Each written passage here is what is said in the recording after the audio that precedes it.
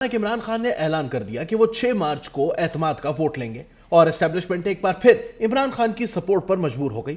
General Faiz Hamid को जिम्मेदारी सौंपी गई और ये 72 घंटे मुसलसल जागकर हुकूमत बचाने में कामयाब हो गए। चौधरी शुजात हुसैन उस वक्त अस्पताल में थे। चौधरी सालिक हुसैन इनको खाना खिला रहे थे। एक फौजी अफसर गुलदस्ता लेकर अस्पताल आए। चौधरी साहब की अयादत और इसके बाद दरख्वास्त की, सर बेशक चौधरी साहब अलील हैं, लेकिन आपने कल हर सूरत पार्लियामेंट हाउस पहुंचकर वजीर आजम को एतमाद का वोट देना है।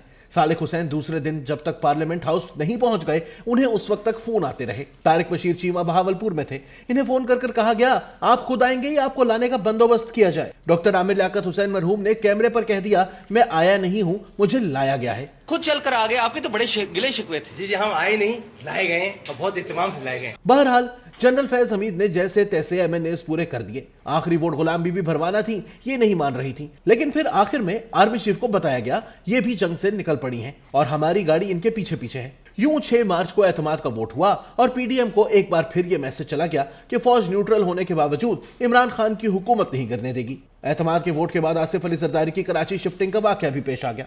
इमरान खान ने जनरल बाजवा और जनरल फैज से पीडीएम तोड़ने का मुतालबा कर दिया।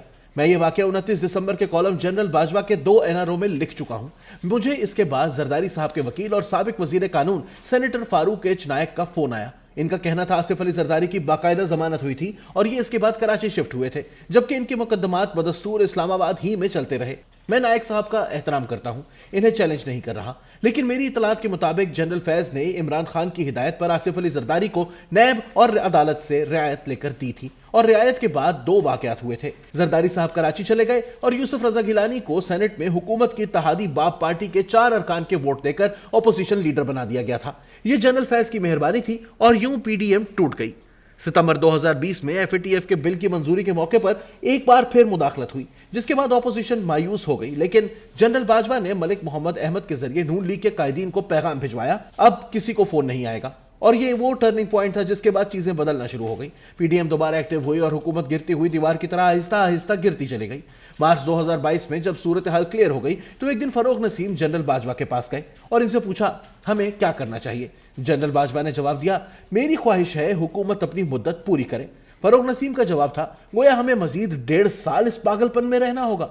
फरोग नसीम ने चंद दिन बाद जनरल बाजवा को फोन किया और कहा, सर आपसे खालिद भाई यानी खालिद मकबूल सिद्दीकी बात करना चाहते हैं। और इसके बाद फोन खालिद मकबूल के हाथ में पकड़ा दिया गया। खालिद मकबूल ने 2 सवाल किए, क्या इमरान खान हमें गवर्नरशिप दे सकते हैं। जनरल बाजवा का जवाब था, मैं ये वादा नहीं कर सकता। उन्होंने पूछा, क्या ये कराची में हमें मेयरशिप दे देंगे। जनरल बाजवा ने दूसरी बार भी कहा, मैं ये वादा नहीं कर सकता। खालिद मकबूल ने इसके बाद कहा, सर फिर हमें पीडीएम में जाने दें, हमने 1 साल के बाद इलेक्शन भी लड़ना है, हम खान के साथ इलेक्शन के काबिल नहीं रहेंगे। जनरल बाजवा का जवाब था, यह आपका अपना फैसला है। और यूं एमक्यूएम चली गई और इससे पीडीएम ने गवर्नरशिप भी दे दी। मेरे ख्याल में शहबाज शरीफ साहब का जो तबसरा है वो शहबाज टाइप ही है, यानी मोहतात। वो हर बात जो है वो मोहतात तरीके से करते हैं, तो वो उसी उनकी जो शख्सियत है उसकी अक्कासी करता है, क्योंकि उससे ज्यादा फर्द जुर्म जनरल बाजवा पे तो जनरल बाजवा ने खुद लगवाई है। जो बातें की हैं उन्होंने जावेद चौधरी से कि जी मैंने जनरल फैज के जरिए उस वक्त के चीफ जस्टिस से एनआरओ दिलवाया इमरान खान को। अब इतना ये तो एक सेल्फ इनक्रिमिनेटिंग एक एविडेंस है। और तो मैं समझता हूं कि उन्होंने कोई शहबाज शरीफ ने कोई इतनी कोई सख्त बात नहीं की। हाँ अलबत्ता मैं कुछ नहीं कह सकता, एक वाइल्ड कार्ड है जिसका नाम नवाज शरीफ है, वो यहाँ आके या वहां से जनरल बाजवा के बारे में क्या कहेंगे उसके बारे में मैं कह नहीं सकता, लेकिन मैं समझता हूं कि ये एक ऐसा मोहतात तबसरा है जो कि अखबार के अंदर के सफ़ा नंबर 5 के एक कालम की खबर बनती है।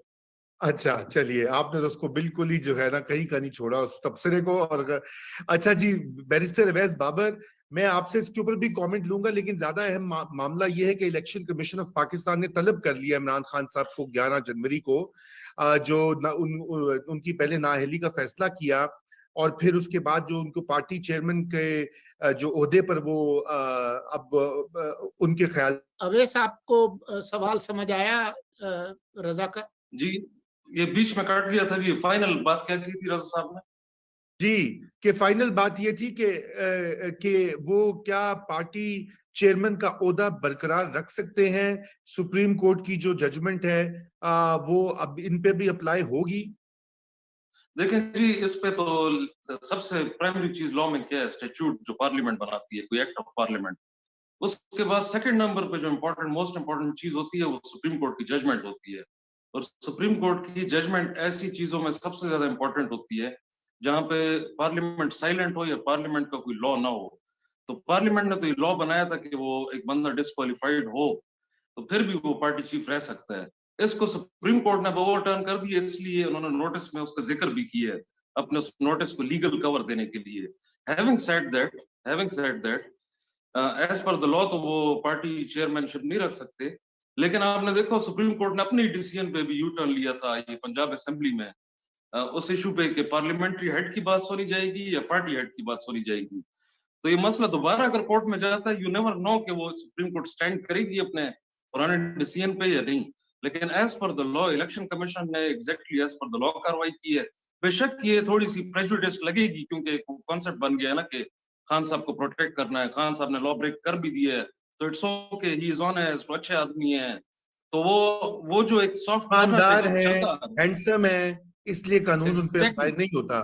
ठीक है, गुड वो जो गुड सर्कमस्टांसेस उनके साथ लगा दिए जाते हैं तो यू नेवर नो कि आगे जब कोई कोर्ट में मसला जाता है या ये चैलेंज करते हैं इस नोटिस को, जो कि किया है इन्होंने लाहौर हाई कोर्ट में, तो उसमें कोर्ट क्या फाइंडिंग देती है आई एम नॉट श्योर। लेकिन as per the law election commission ने, मैंने आपको पिछले प्रोग्राम में बताया भी था, इलेक्शन कमीशन के पास बड़ी वाइड पावर्स हैं।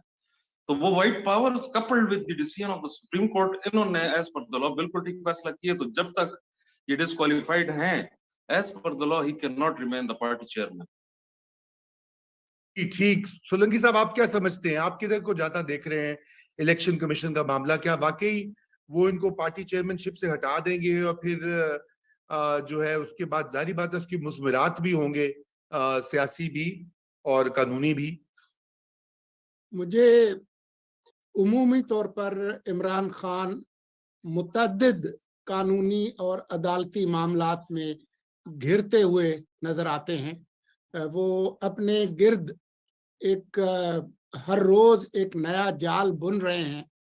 अगर वो एक जाल से निकलेंगे तो दूसरे जाल में फंसेंगे।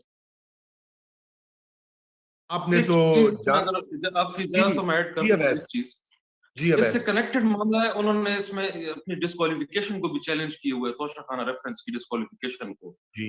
तो उसमें उन्होंने ये प्ली लिया कि इलेक्शन कमीशन मुझे डिस्क्वालीफाई कर ही नहीं सकता, वो कोई कोर्ट ऑफ लॉ करेगी।